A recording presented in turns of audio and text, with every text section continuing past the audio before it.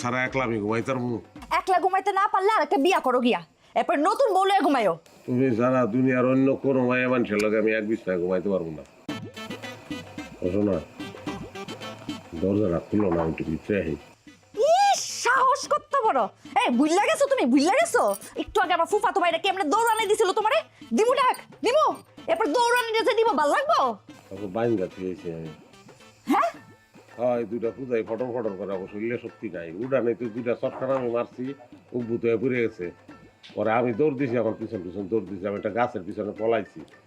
ওরা বুঝদারে নাই, সাইড দিয়ে যাওয়ার সময় দুটা ঘুষা মারছি, দুইটাই চিত হয়ে পড়ে গেছে।